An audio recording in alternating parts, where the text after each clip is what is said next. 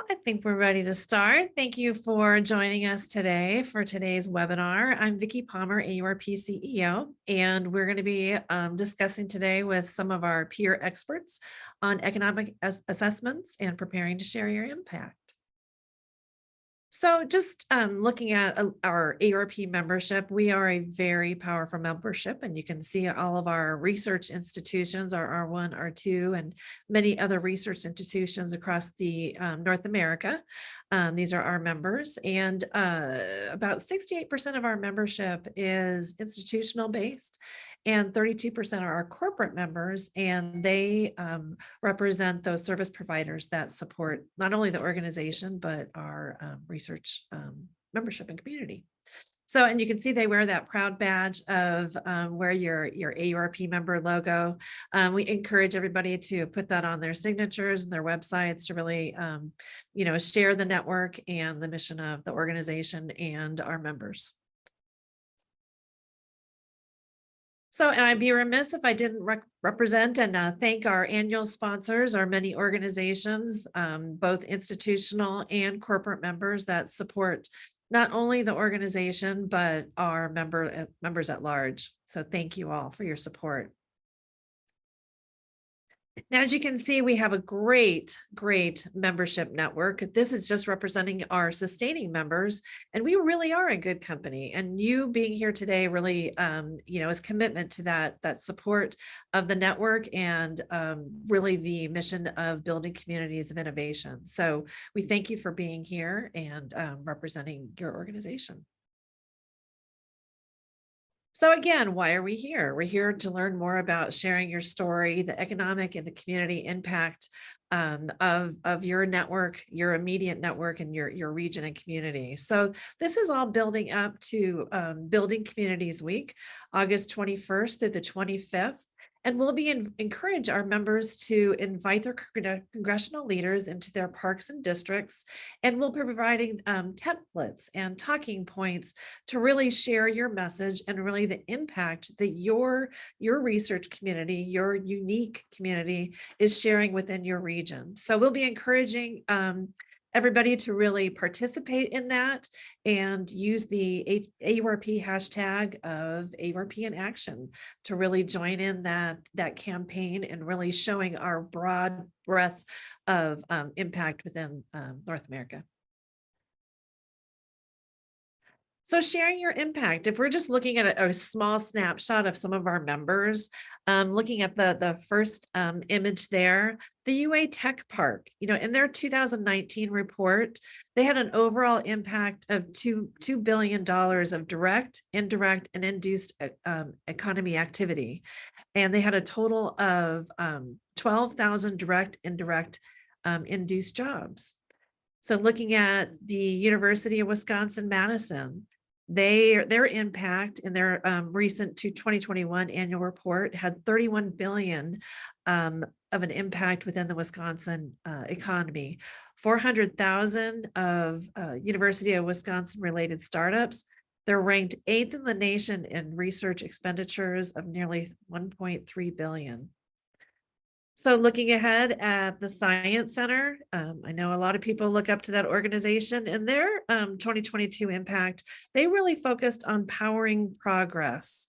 So they had 133 startups within that year. They created 250,000 jobs and paid internships and 14,000 impact hours and engaged with 70 plus partners.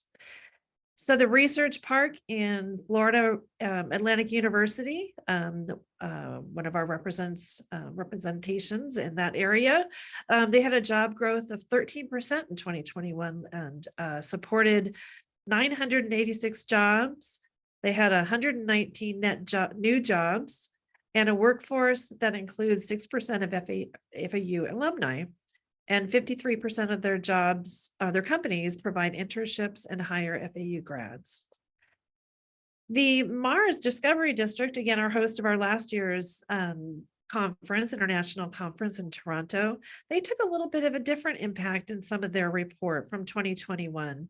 And they looked at it as opportunity to share their Canadian story and, really thought that they don't really share that in story, then people probably aren't paying attention.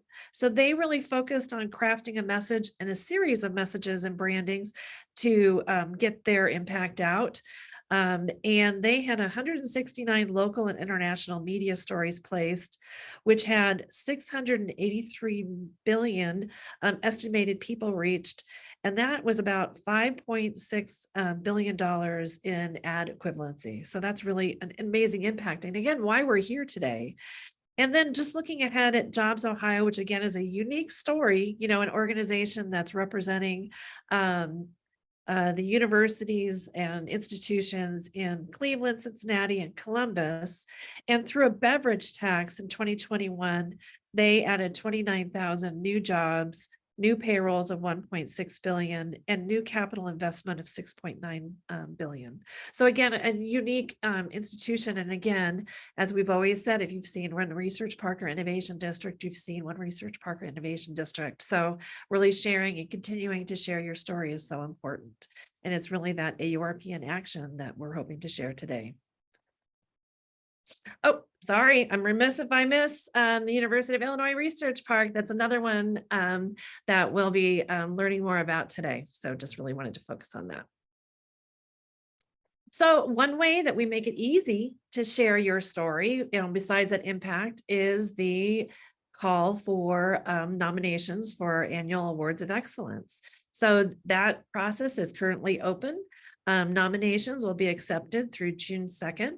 And then we'll announce the winners at our 2023 International Conference in Delaware, hosted by Star Campus at the University of Delaware. So it's an easy opportunity to share your story.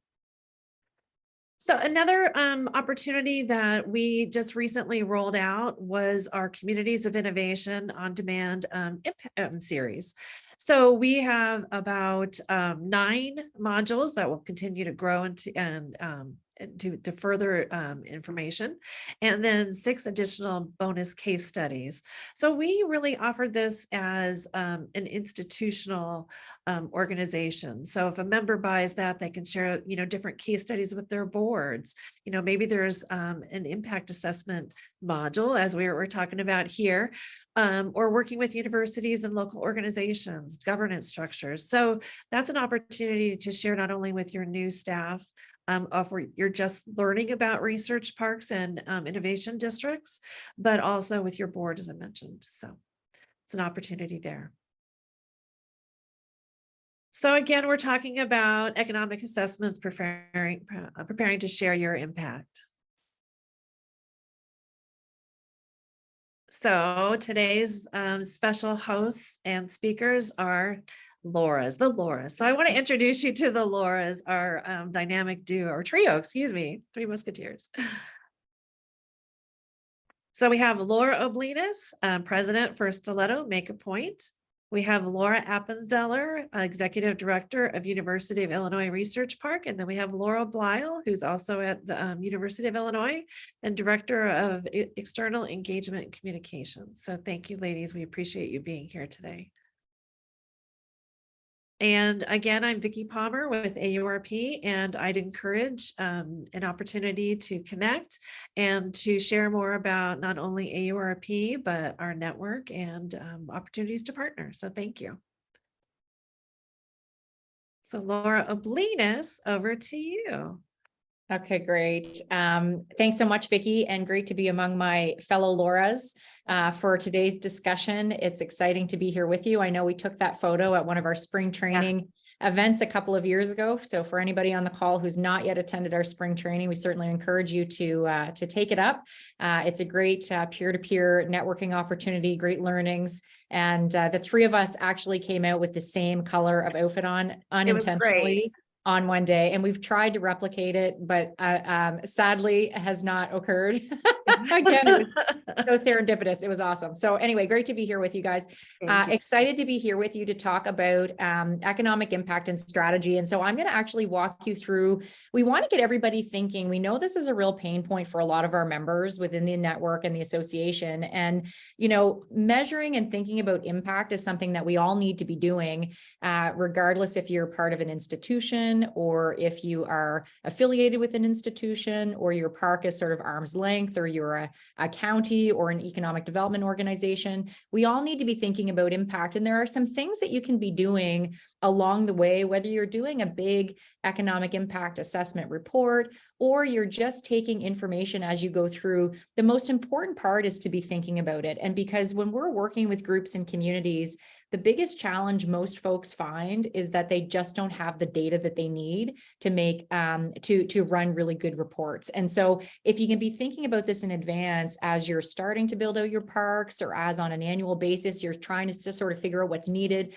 We know different funders have different requirements and different criteria. And so if you can just try to be able to collect a certain type of data through the year, it might help you as you're getting into your reporting. And so we're hoping that this session will provide you with some inspiration around what you might be able to think about, what you should be thinking about. And the Lauras from Illinois and the Champaign Research Park, they're going to be sharing with you a case study around what they've done and lessons learned through that process that might help you in yours, because we're all here to sort of help one another and learn from things from what we've all been doing in this wonderful ecosystem. So what we're planning on covering today, we'll talk a little bit about components of a park and districts that create impact. Why do we measure and how do we use that information? We know there's lots of folks that are pursuing EDA funds, particularly our US clients and members. And we want to make sure that you have the information you need to make those applications as strong as possible.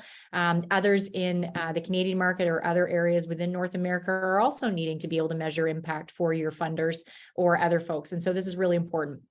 Economic impact basics, a little bit about social impacts. And so we're seeing a little bit of a shift around the traditional economic impact measurements of GDP and jobs and taxation at the various levels of government, but also thinking a little bit about the social side of things. And that matters as well in these, particularly in applications, in institution sort of priorities to align with strategic objectives. We also look at the output to outcome to impact cascade. And this is something that we embed in a lot of our processes that we want to share with you today, because it might help you again think that through.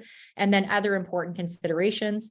We'll have that case study from Laura Appenzeller and Laura Blyle as we get into the conversation, and then we'll just sort of summarize and talk about next steps.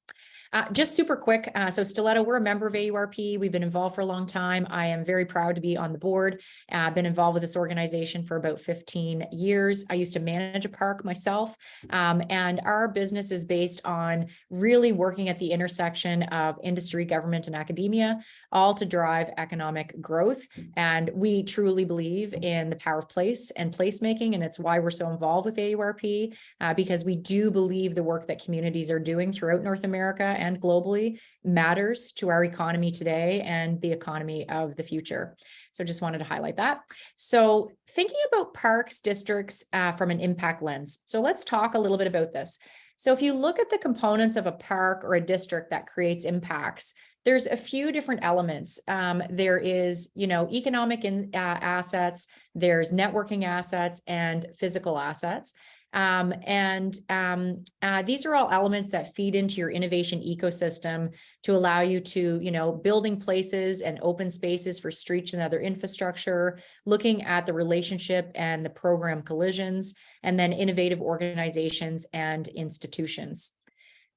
When you look at it from an impact creation lens, the important goal in all of this is to look at opportunities that are not possible without the park and or that could be accelerated through the growth of the access to these types of service. So some of the things that we do look at and we have looked at, I know Taconomy and our colleagues with that organization for AURP have done a few different impact reports. And we've looked at attribution, meaning what is the economic impact that is attributed to specifically that park or that network that wouldn't have otherwise been there without that park or that network. And so that you're really looking at it from the sense of, okay, a park might generate, let's say, $2 billion a year in economic impact. Maybe the attribution is 25%. So at least $500,000 or $500 million is attributed to the outputs from that park and that organization. A few quickie examples, if you look at the impact and some of the different data that we've seen in the past, 23% job growth, for example, from 2012 to 2017 across parks and districts had 23% job growth compared to 8% job growth in the economy broadly. And what that means is the overall economy grew by 8%, but if you were in a park, that growth was actually 23%, which means there's a direct impact of your affiliation and being within that cluster or within that district or within that park. And these types of distinctions and data points really helps as parks are positioning for new opportunities for infrastructure, new opportunities for funding. And so it's really important to kind of dial it back and see what that potential is comparatively speaking, whether you're in a park and affiliated or just generally what's happening in the overall economy. Another data point that we think is really important for parks, for every park or district job, another 1.34 additional jobs are created through indirect and induced impacts. And then there's a 75% survival rate for startups in parks compared to incubators that are the traditional survival rate is actually 49%. And so there is statistical data that is available that demonstrates that the clustering and the incubators and the support that is achieved through these clusters and these districts matters. And it really does help move the needle in our communities. And this is important narrative for us as we're working with our political colleagues and others within the institution and leadership to ensure that we can really maximize that potential impact. And so it's also meant to create social, environmental, and broader economic spillout effects. So for example, the park or the district is a magnet to the community to help build the brand and support business attraction outside of the park. I know when I was managing a park, we had a number of companies that would come to the community, but they didn't qualify for tenancy within my park. And so we shared those leads with other developers that were within the community so they could still land in our community, even if they weren't landing in our park. The park creates high quality training and employment opportunities that would otherwise not be present. So these are, economic returns, social returns, and then products and services developed at the park are tested in the community. Moving along, so what are components that we consider when assessing impact? So at the park and districts, we look at vision, goals, priority sectors and industries. And of course, priority sectors and industries is really important because if you're looking at trying to be able to measure the impact of jobs, you want to understand the classification codes that they're in because different industries have different multipliers effects. And so that's very important to understand. And then the effects of those, the vision, the goals, the priority sectors and industries, how that relates to tenants, how that relates to programming, how that relates to amenities and facilities, real estate, and staffing, because these all go into the input-output model if you are actually running a full economic impact assessment to be able to generate that the figures and the numbers that you're looking for.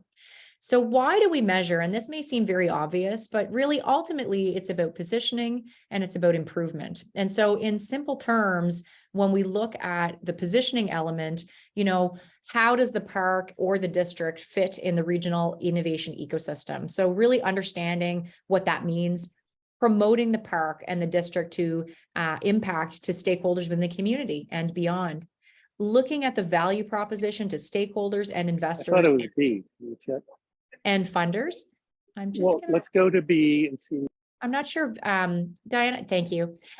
Looking at the value proposition to potential tenants and partners, and then promoting tenants and stakeholders. And positioning may mean to your different audiences, which I'm going to talk about in a second, to your institution, to your political leaders and folks within the position of influence to be able to drive potential funding opportunities and envelopes for you, as well as looking at the improvement. So assessing the strengths and the gaps and priorities, programming, infrastructure, processes, and staffing. What works well for the park and district and target growth areas? Where are the gaps to improve? And then, of course, comparison to peers and competitors. And so it really comes down to if you've got good data and if you've got a great economic assessment, It will help you with your positioning, and it helps you with improvement opportunities, both from an infrastructure and for other elements within your park to be able to drive the needle further to support that growth that we like to see, the 75% survival rate versus 49%, and all of the other great things that we offer within our ecosystems and within our parks. And so, as I mentioned, it's about the affiliated academic institutions, potential funders, potential tenants, clients, investors, mentors, and staff, and collaborators, just so that everyone is clear on the messaging, because we can talk about the positioning and we all feel very passionate about the work that we're doing. But how does that translate into quantifiable data that backs that up so that that helps us with future opportunities? So what can you measure? And we are going to hear a case study, as I mentioned, just in a moment, but there's a few things that are helpful to be able to measure. Feel free to take a screenshot. You will actually be able to, I believe some of the slides will be shared as well. If we look at, the things that can be measured, it's about thinking about the tenants, the operations, and the land and infrastructure.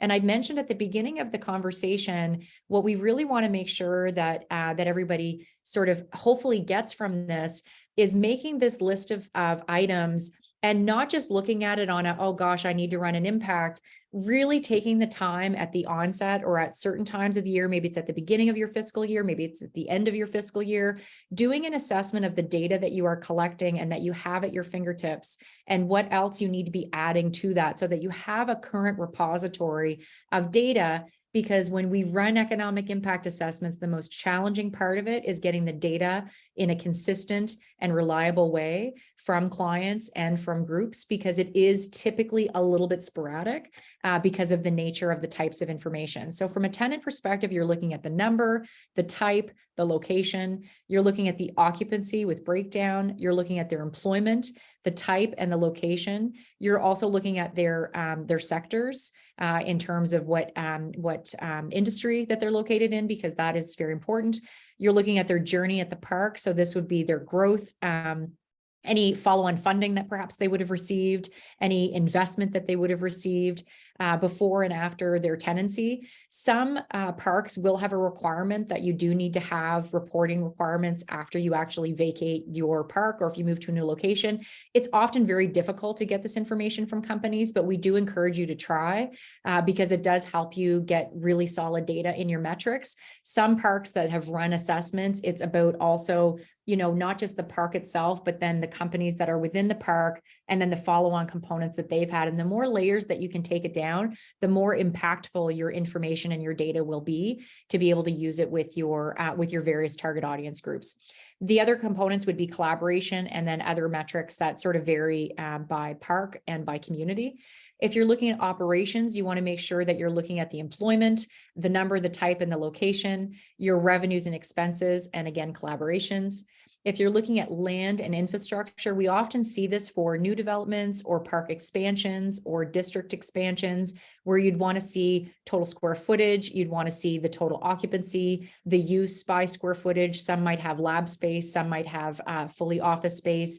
You'd want to look at the full build out so that you can also quantify not just your current impact, but future forecasted impacts in the areas that you're looking at. So if you have a master plan and your plan dictates that you have currently 300,000 square feet, but you're going to actually add 300,000 square feet over the next 15 years. What are the potential implications or opportunities with that to be able to help support you with your infrastructure requirements? And so you'd want to look at construction, the costs, because you'd have one-time construction impact as well as ongoing operational impacts.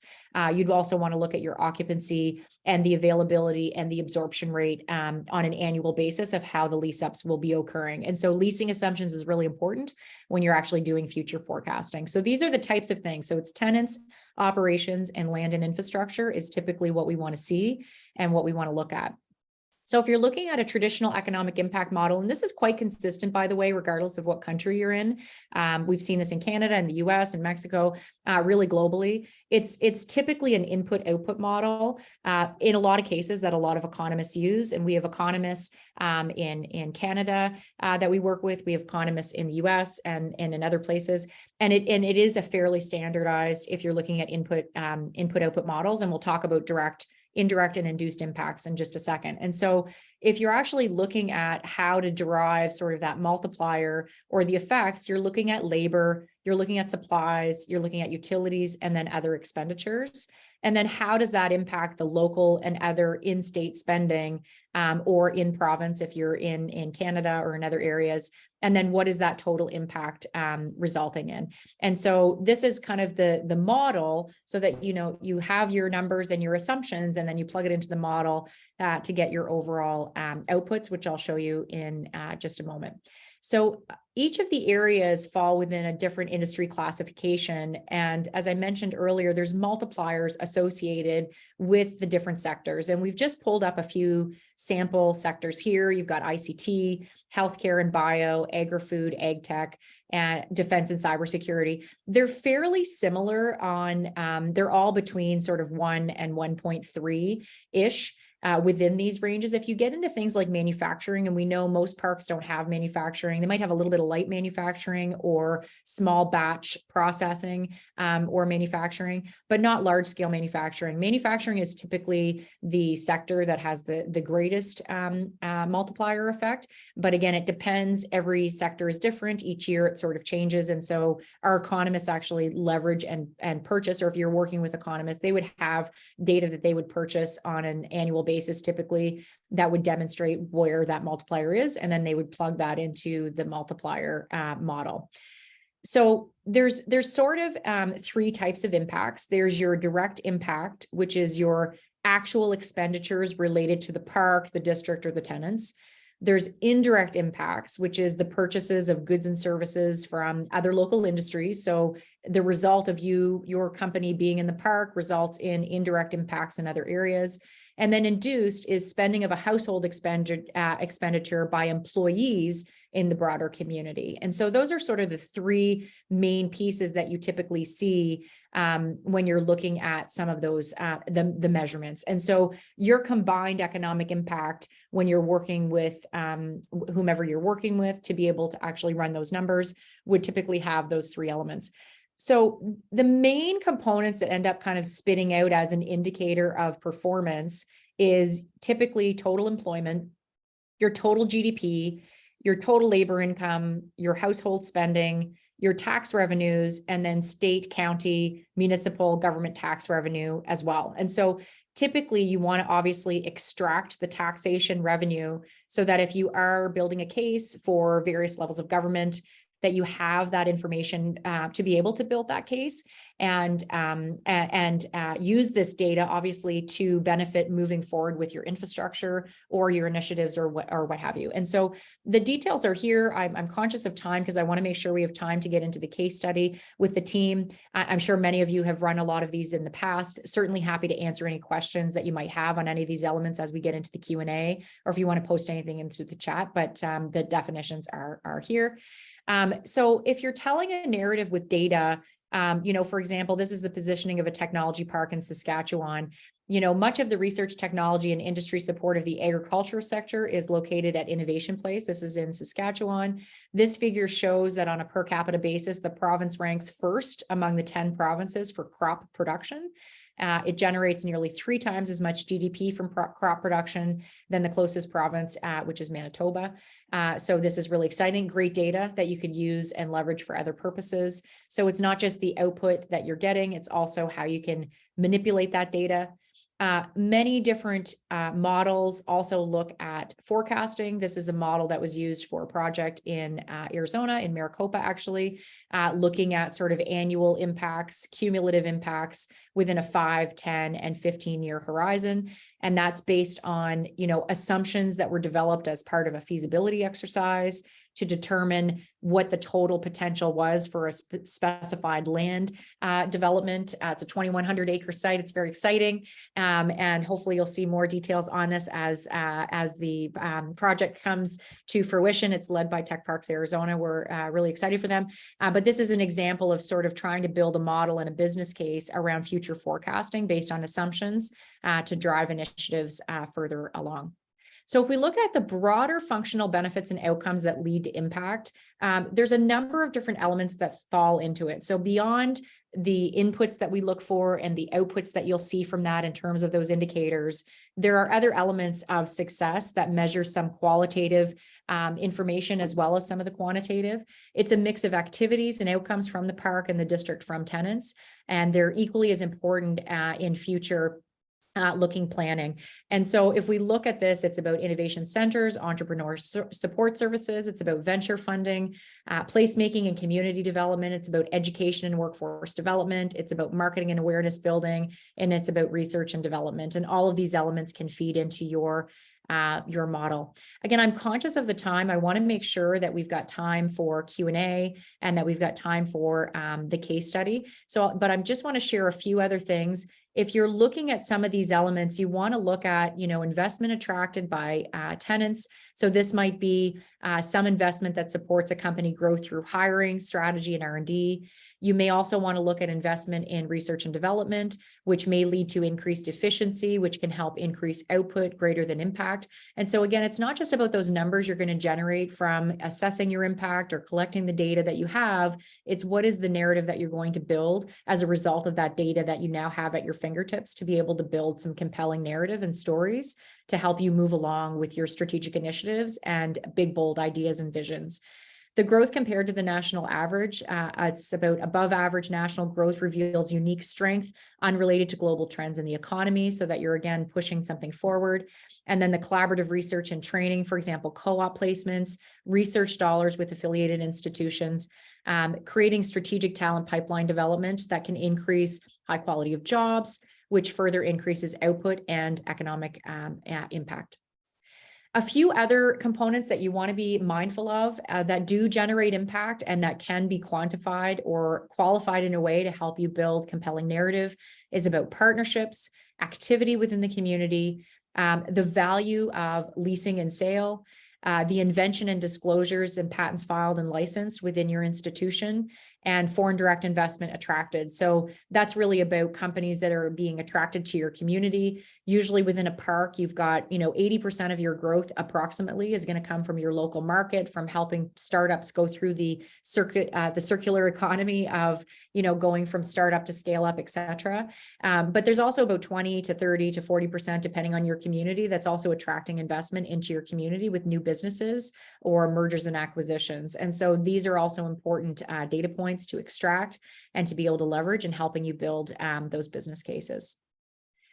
There's also the need, and we want to just touch very briefly on the social and the environmental impacts. And so making sure that we look at not only the quantifiable and the traditional economic impacts, but growth that is not inclusive or sustainable does lead to socioeconomic imbalance. We are seeing that there is really a need to make sure that we also consider some of the elements or considerations for environmental and other pieces. And I'll share a couple of things with you that might get you thinking and getting some thoughts on that, on how you can embed that.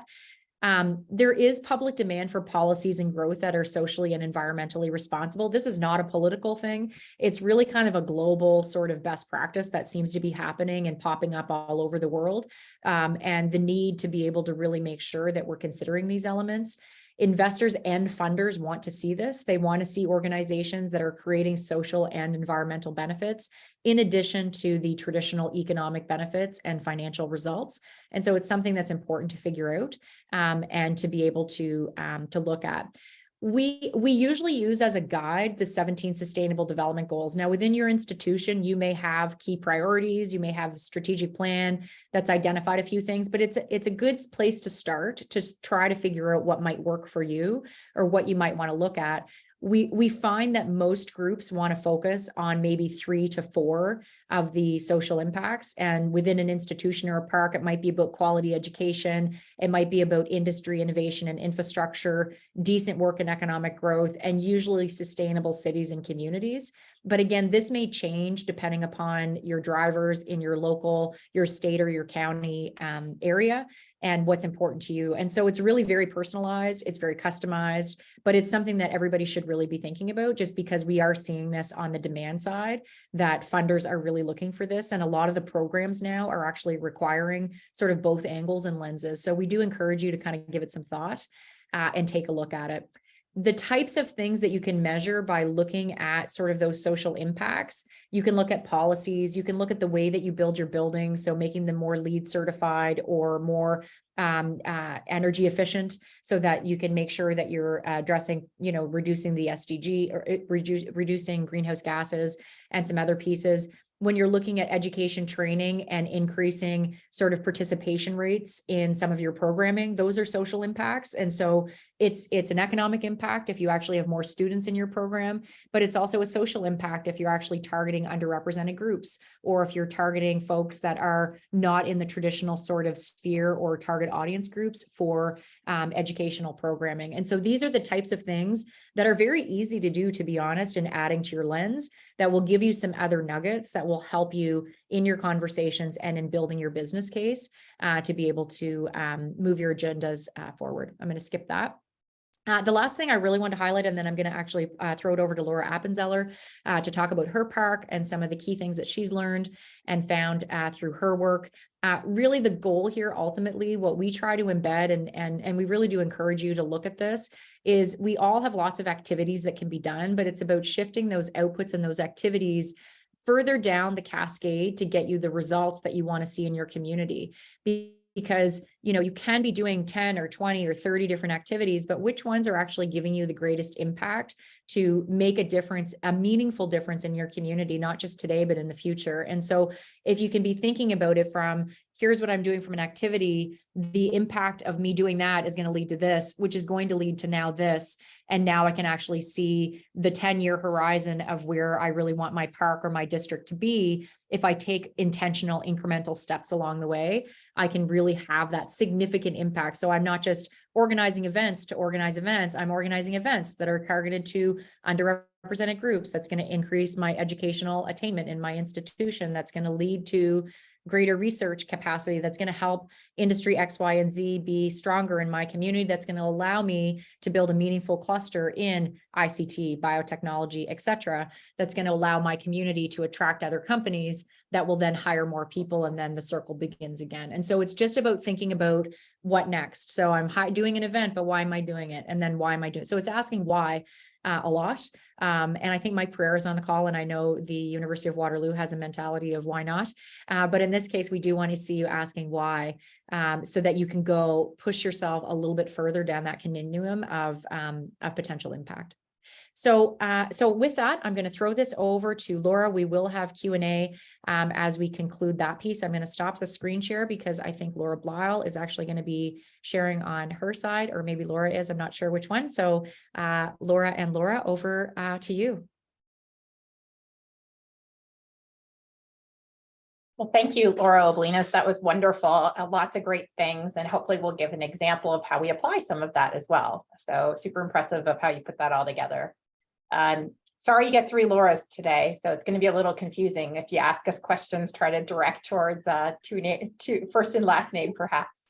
I'm Laura Appenzeller. I'm the Executive Director of the University of Illinois Research Park at the University of Illinois Urbana-Champaign. You're in the middle of the state of Illinois. We are one of the land grant institutions, and we have a research park that has been around for about 20 years. Laura Blyle, do you want to introduce yourself briefly? Thanks, Laura and Laura.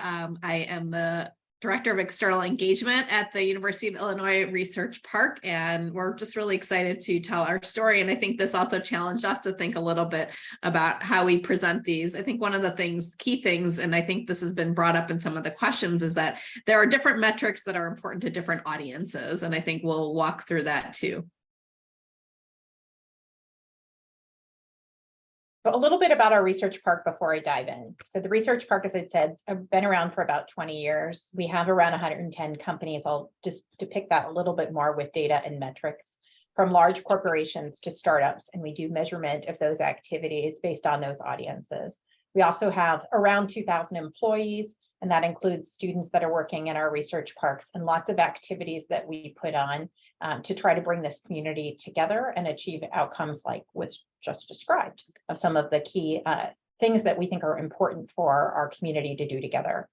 The research park includes a lot of big corporations. As I've mentioned, these are some of the companies that are present at the research park with innovation centers. Concentrations of industry include ag tech and many digital software, data science types of jobs as well. And we have an incubator called Enterprise Works that sits in the center of the research park. It's owned and operated by the University of Illinois and serves startup companies who are primarily aligned with the university, student, faculty, staff, founders, alumni, et cetera. So I'll talk a little bit about measurement specific to the incubator, which is different than the rest of the companies that we serve as part of our overall tech community.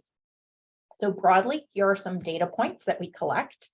As Laura and Vicki said, you're talking to a lot of stakeholders and selling your story, probably trying to do that succinctly of the types of companies you have, the employment that you have, the buildings, the startup activities, and then your economic output. But we're going to break that down for you a little bit of some of the ways that we measure these different components. This is an ugly slide. I'm just going to say that there are a bunch of metrics that we have. So I won't read through these all, but I will highlight a few of them and then how we go about getting this information. So employment metrics, the number of tenants, the success of our graduates longer term, as was described as important in the region and the state, the venture capital raised by our companies as evidence of institutional investors, validating our startup companies, SBIR, STTR funding from the federal government, the actual footprint of what we've built, so the construction impact, the ground, and in our case, taking land and putting it into becoming property taxable income benefits our community. Occupancy rates, a hot topic right now, as there's a lot of volatility in commercial real estate. And there are various metrics you can measure with that. The construction investment by the individual companies of tenant improvements, things like that, that happen beyond the first time the buildings are constructed. The event participation that we have, and then the economic models that you just saw, which I'll show some examples using in-plan data as well. So every year we complete a census, and not in front of you right now on the screen, but participating in this webinar is Desiree Clayton on our team. She works for Laura Blyle, and she has the fun job of doing data collection every year, which, as was described, is a lot of work. If you want to be able to have good data and output, you have to put a lot of effort into that. And so that includes time spending scripting our census every year of what are some of the key metrics that we want to collect. And there are specialty items every year that are things that are being asked of us. We don't want to go out and ask our tenants all the time to complete surveys. It is considered pretty tedious. And I will say lots and lots of folks ask us to give out surveys to our tenants. So if you're running a park, you may get these kind of requests all the time as well from graduate students from other institutions and other places that think this is a fun sandbox to play in. But just as a reminder, we all have working businesses, and making sure that we're not becoming burdensome to them. So we are pretty scripted in how we go about that and try to limit some of these data collection points to once a year. We do store this data in Salesforce as our CRM to be able to go back and mine it for different data points. We do report out with presentations and other ways to share the story. And we get asked for data all the time by our university leadership, by our government elected officials, by other folks that want to know what's happening in the research park. And so having that data at our fingertips is quite important.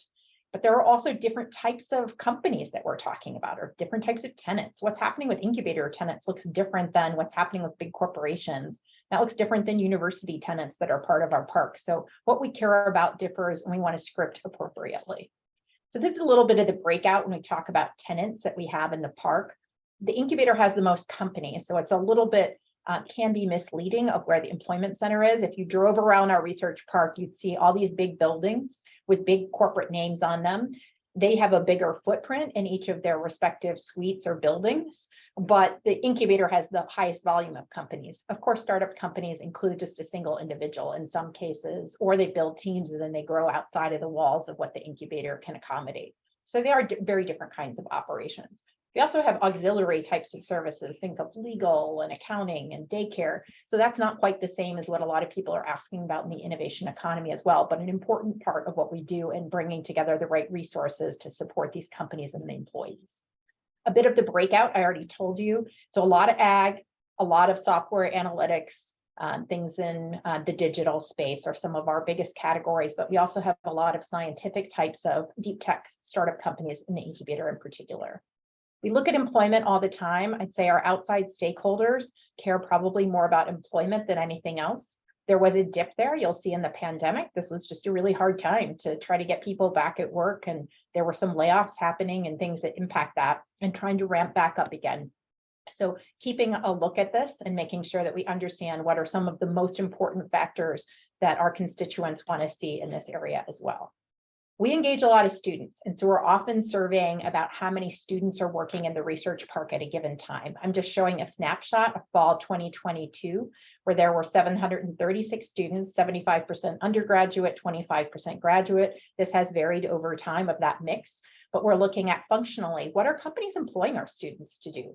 That certainly shows trends for us over time of whether it's software or, in our case, a lot of movement towards data science, data analytics. And we're looking at wages. Wages can be something that are good to tell a story that our students are making really good money. It can also be for companies that they're getting priced out, or they're realizing that we used to be able to pay students $12 an hour, but all of a sudden now they're making a lot more, which is about supply and demand and the tech skills that are in need, and more companies being here as well. So we can talk a little bit more about that. Laura, Blyle, do you want to speak a little bit about hiring and some of the things that your team does to look at metrics of hiring? As I said, jobs are really important to us. Sure. Thanks, Laura. So we, as Laura mentioned, students are a big part of the fabric of our park. In many cases, the lifeblood of why many of the corporations are here. Of course, many of them also have significant full-time presence or a balance of the two. But I think one of the things that you see in this slide is that we are consistently monitoring trends of hiring. So how long are students getting hired for? What types of positions are they getting? Who is being hired? So again, back to this whole graduate student versus undergrad, that really also drives where we invest our time and resources. So in many ways, we are the audience for this data because it helps us definitely direct what we are doing and the efforts that we need to make on behalf of our companies on campus, which is very large and has a lot of different pockets of talent that we are trying to access. So Laura mentioned to me on her team, Emily works on recruitment. It's our full-time job to help companies, just the companies in the park, to recruit on campus, different than the thousands of other companies that come and recruit from our university. We started to see trends in jobs like mechanical engineering skills or RF engineers, or for a while we were seeing areas like Alexa programming, and that had linguistics in other areas. So that's us going out, be very, very proactive on campus to connect with the right student organizations and to put ourselves in front of the right type of courses on campus as well. I talked about the physical construction of space. In our park, we have about 804,000 square feet of constructed space, and various owners of that space, different property managers. So keeping a good sense of what's happening across the park has become more complicated over time. And there are different types of uses that does have an impact, as Laura Oblinas talked about, the multipliers that light manufacturing can have versus, say, truly digital jobs or the biomedical jobs, things like that as well. So physical space matters. I mentioned the land. This was all agriculture property, and every time we build buildings on it, it puts it onto the tax rolls, which it's never been on since it was transferred from the federal government in 1867 to the University of Illinois. It has not been property taxed, but once we build private buildings on it, it is. And so that's one of the things that's important to us. Not all the land is the same though. So we have 56 acres under active ground leases. Those are property tax bearing, but we have 143 acres overall. And some of those are controlled by the university and still would have different conditions. And some of them are for future development. So we can talk about future impacts if we build on that land. I also talked about real estate, a lot of tracking of real estate for us, looking at occupancy rates by building, looking at new leases, lease renewal rates. How are we doing? How much do our companies want to stay? How many expansions do we have as an indication of validity of the experience that they're having and an enthusiasm to keep growing? Vacating spaces. If somebody leaves, why did they leave? What was the problem, or what was happening in the business that led to that? Sometimes acquisitions and things like that are very hard to control. What are our net absorption rates year upon year? Are we adding space? If we're adding new companies, do they offset losses that occur in the same year? What are our lease rates? Are they trending up or down? What do they look like versus the market? That shows that value in many cases of the programming and other things that are beyond the real estate itself for comparable buildings in town. And then regional trends for us in the Midwest, looking in comparison to Chicago area as an example. Our research park employment, I'm just going to dive into a little bit more. We talked a little bit about graduating companies. Keeping them within the state of Illinois is very important, and in our local geography, which we've done a really good job of over time. So that's that impact in your region. I'll kind of skip forward to looking at some of the key metrics that we have every time we renew a lease in the incubator. So this is more intensive. It takes more staff time. Our incubator companies flip more routinely, and we only give them very short-term leases, which is different than traditional real estate. Every time somebody gets a lease renewal, it's at maximum a year. We're looking at their business metrics. What is their standing with the incubator? How many employees do they have? What are that type of employment that they're needing still? And then what are they using of the services that we provide as well? So our impacts for our enterprise works companies are not just in the present. As Laura described, you're looking for a trajectory over time as well, knowing that many of these companies do remain in your respective region or province. So since our incubator opened, our companies have raised $1.3 billion in venture capital. That takes a lot of work to track all of that over time. That includes looking at Crunchbase reporting as a public source, also things like SEC filings, and being careful of what sources we use, such as a pitch book that we could subscribe to, but then we can't share it as easily. And then looking at areas like SBIR funding, which our companies have raised more than $200 million in SBIR funding, and that includes more than 500 awards. So we're a real center of excellence for that within our state, across many different agencies of the federal government, and looking at trends that has as well, of where is our commercialization occurring and what are the agencies that are responding to the technologies that we produce in serving the federal government. We also have a lot of events. This is a continuous activity. We do an event almost every day just for the research park tenants.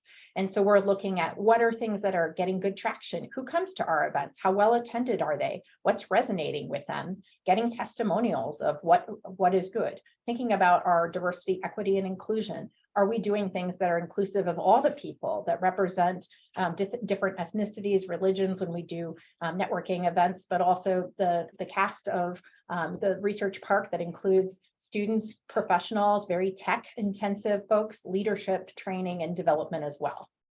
Students are a big part of what we do in trying to recruit them to be excited about the jobs. It's a big value proposition we have. So measuring the student engagement is really important to us. This was a big event we did in the fall. We had record attendance. So we're looking at, for the 25 companies that we have in the park participating, how many students can we bring to them? What majors do we bring to them? And that's a real value to them to be able to have special access that they would not otherwise get. And it's free for them as being part of the park. Lastly, I'll kind of talk about some of the traditional economic data that Laura Oblinas mentioned to you. So yes, we measure these types of things as well. We use in-plan software to do it, and we've had certain partners. We do these in periodic installments. So I will say we don't do this every year. You can see some of the data that we did for the first 10 years, and then another 3 years, and then another economic output. And so that's looking at things like direct jobs, indirect jobs, induced jobs, total jobs, and the multipliers across those different sectors. And so this is helpful. It does take a lot of sleuthing to kind of figure out the different categories of jobs that have different economic outputs. And we work with some of our local partners. So I'll just put a plug. Our Regional Planning Commission does a good job of assisting with this. And we've also worked with our Urban Planning Department, where folks are getting degrees in this space, and we're a good case study for them to be able to measure as well. We help out across the state. So SBIR assistance helps many clients across the region, as well as work that we do in workforce development, helping with underrepresented populations to get digital skills within our research park. So we tell all that every year through a publication that Laura puts together as our year in review. It's kind of a yearbook, so it's not meant to be, all just data. A lot of quick stories, lots of pictures, and giving people a snapshot of what it's like to be part of the research park, not just buildings, the community of the park. So thank you. I know I went kind of fast, but we're out of time. So if you have questions, I'm going to toss it back to the three of us to address, because we've got 5 minutes left.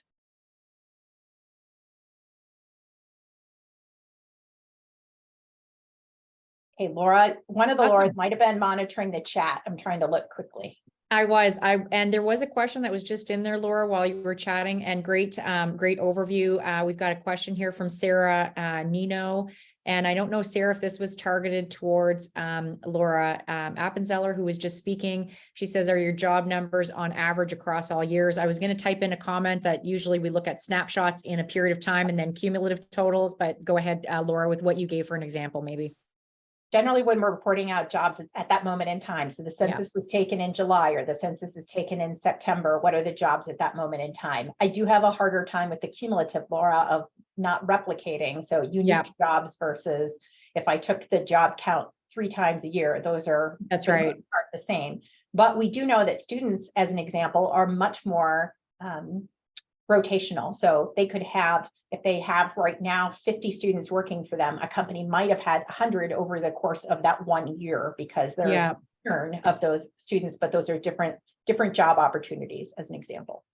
Yeah, that makes a lot of sense. And just to kind of add to that, I think, you know, on the cumulative side, it's easier to look at that from total impact if you're measuring sort of construction impacts, one-time investment, and annual impacts over a period of time, and then looking at sort of a cumulative 5-year total. It's more around that than jobs, because you're right, you'd end up double dipping it and having too many on it. Thanks, Laura. To require tenants to report data as a lease obligation. Do you guys have that requirement at your park? We do in the incubator, we don't for the other companies. So we do rely on their benevolence, and we feed them lots of food and drinks and things. We try to keep friends with everybody across the park. So when we go asking for data once a year, that they'll be nice to us and give it to us. In the Enterprise Works incubator is definitely part of the lease that they're required to give us data. And so when I put renewals, those are conversations. If they're on a sort of naughty list that they didn't participate in activities, including the census, that's something that we can consider as part of the renewal.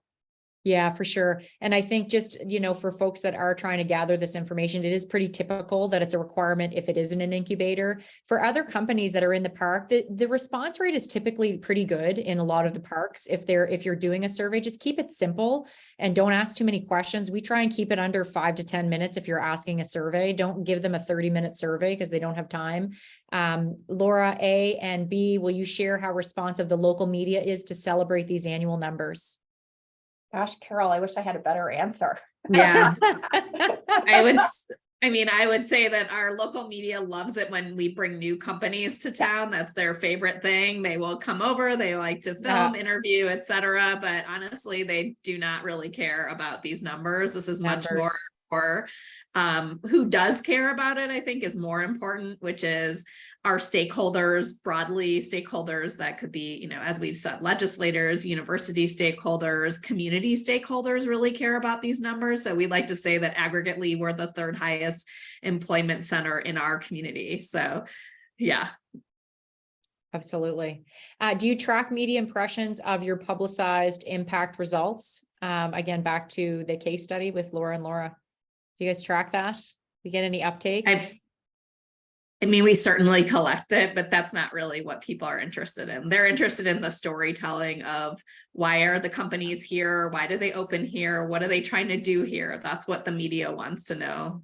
Yeah, I think the way to kind of look at that, and thanks for the question, Eileen. I think if you can really look at that, that's where the social impacts might come in handy if you're really trying to get the attention of the media, because they usually think that the economic impacts are self-serving or baked or whatever, which they're not. Obviously, we all have a process for being able to do it. It's all very above board. But, you know, if you really want to pique the media's interest, looking at some of the other social elements might help you, because it might be a different angle more around your positioning and other elements.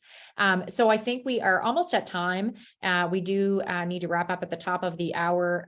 We certainly want to thank our panelists, Laura Appenzeller and Laura Blyle. Thank you for sharing this with you. I do have a couple of wrap-up slides that I do want to share with you all. What you can do today, just as you're leaving our session today, we want you to make a list of what you can measure so that you can really be thinking about it. There are elements that you can measure and you could start to measure today. Don't wait till you need them. Don't wait till you're asked for them as Laura Appenzeller was sharing in her presentation. You'll be asked for this data and information regularly. If you can ream it off at the top of your fingertips, it's very important. Develop an annual tracking plan. If you don't have an annual tenant survey, it's not a bad idea to start one. I'm sure peers within the network would be happy to share the surveys that they collect information on. You should collect and maintain good data. Prepare your internal report to summarize that impact, and then keeping regular assessments without needing to do it by a purpose, but just having them up to date, because it really will help you make sure you're focused in the right area. Think about that impact and results, not just the activities that you're doing. So if you're looking at, I'm organizing this event or I'm doing this and this, well, what impact does that have to jobs? What impact does that have to the industry or the sector that I'm trying to support? Really looking at that results for positioning and improvement. Trying to really be a leader in the regional ecosystem by assessing where the park and the district strengths are, what growth and improvements and opportunities exist, and where your specific park or district can fit within that broader ecosystem. I know Vicki mentioned at the end, at the opening of her piece that, we are trying to get everybody ready for the AURP Building Communities Week, which is coming up in August. There are a couple other series or episodes, I think, Vicki, in this series to try and help you continue to think this through. And I'm not sure, Vicki, if you wanted to highlight that now or come back to that as we wrap up. Yes, I'll come back to that. Thank you. Okay, sure. Yeah, And I believe that's it for us. So I think in the next installment, we've got a couple things here. We've added this slide here. I think, Vicki, over to you if you wanted to highlight this one. Yeah, thank you. Thank you. Yeah. Yes. Good timing. There you go. So we are lining up the continuation of this series and additional webinars that will be very helpful for our membership. But we will be talking next with Ryan Helwig with Techonomy Partners. He'll be talking a little bit more about that 2018 benchmarking report. We'll bring in some of the social impact in studies and information that you can collect in those areas as well. And then we'll have some other providers and members sharing their case studies with their economic impact reports as well. So watch for more information on that, and exact dates will be coming up for those.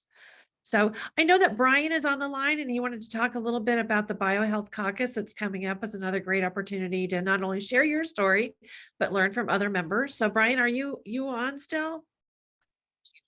Yes, I just wanted to say we're going to be in Boston June 4th and 5th. And anyone who's going to bio, come early. And if you're not going to bio, come to our BioHealth Caucus meeting. They're at the Weston Seaport. We have a great agenda and hope to see you there. Right. And additional add-ons that have been coming on for the program is we do have a tour that's included, tour and lunch at the CIC in Cambridge. And then we're also going to be seeing the Harvard's Alston campus, the John A. Paulson School of Engineering and Applied Sciences. So that'll be a great opportunity. So registration's still open. So we'd love to see you there. So leading up to further developments, we have the annual conference that is coming up. We are actively looking through all the conference proposals and be pulling out the program and pulling that together for announcement in June. But another great story of a community that's really transformed and just a great powerhouse. So look forward to seeing you there. And as part of that then as well, we have our regional partnership development program. It's a scholarship program for our membership. If you're in a partnership opportunity or looking to have a partnership opportunity, which HBCUs, MSIs or MSIs or HSIs in your community or region, if you're looking into partnering with them, we ask, it's an easy nominating process, just really introducing us to those members or those opportunities. And then we have a scholarship program to invite them and encourage them to and underwrite them to attend the annual conference and other events throughout the year. But the annual conference coming up would be a great opportunity for them. And then we have an I2RP, our Insights to Research Parks program. That'll be in December 13th and 14th in Sacramento, visiting Aggie Square. We had an opportunity to go there as a board pre-pandemic. So leaving in 2019, great story, great opportunity to learn among members and peers. So more information will be coming on that. And then of course, spring training, we mentioned that as a great opportunity to network with our members and, peers and learn about, cutting edge trends. And it's our masterclass series, and that'll be next March. And again, at Tempe Mission Palms in Tempe, Arizona, a great place to be in March. So look forward to seeing you there. So I just wanted to thank everybody for joining us today. And if you have any questions, please feel free to attend other events and reach out to our AURP office. Love to talk to you soon. Thank you. Thanks, Vicki. Thanks, everybody. Thank you, ladies.